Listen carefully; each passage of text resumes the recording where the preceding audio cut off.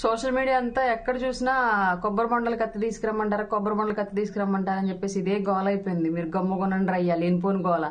అసలే 2014లో తండ్రి సేవ, 2019లో బాబాయ్ సేవ లాగా ఇప్పుడు ఎవరి శవం దొరికిద్దని ఈగరగా వెయిట్ చేస్తున్నారు. పెన్షన్లు ఆపించేసి అవ్వాతాతల శవాలతోటి చేయాలని ట్రై చేశారు. రాజకీయం వర్కౌట్ అవ్వలేదు.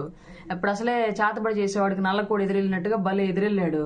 ఇప్పుడు వేసేసి మన ఖాతాలు వేస్తారు లేనిపోని వాళ్ళు. బాబాయ్ బాత్రూంలో గొడ్డలు తీసుకొచ్చి వేసేసి ఇదే కొబ్బరికాయల కత్తితో జనసేనలో వేసేసారని వేసేసి చెప్పొచ్చు. 2019లో మర్డర్ టీడీపీ ఖాతాలకు పోయింది, ఇప్పుడు మర్డర్ మళ్ళీ మన ఖాతాలోకి వచ్చి పడుద్ది లేనిపోని గోల. మనకెందుకు ఇట్లాంటి కోవట్లంతా పార్టీలోంచి ఇంకా పోవాలి, ఇంకా ఎవరన్నా ఉంటే పార్టీ ప్రక్షాళన అవ్వాలి. 2024 తర్వాత అయినా సరే మన పార్టీ బాగా మంచి వాళ్ళతో డెవలప్ అవ్వాలని చెప్పేసి మనస్ఫూర్తిగా కోరుకుందాం. ఇట్లాంటి వాళ్ళంతా పోయినందుకు సంతోషపడండి. దీని గురించి ఇంకా డిస్కషన్స్, తలనొప్పులు అన్నెసరిగా ఊరికి ఎక్కడ చూసినా కొబ్బరి బొండలు కత్తి తెమ్మంటావు, కొబ్బరి బొండలు కొట్టి ఆ కత్తి మనం దాకర్లా. ఆడెళ్ళింది ఆ కత్తుల మధ్యలోకి ఏదో కత్తి వేసేసిద్ది, మన అకౌంట్లో వేసేస్తారు. లేనిపోని జాతర మనకు అవసరమా చెప్పండి? ప్రశాంతంగా పార్టీకి వర్క్ చేద్దాం.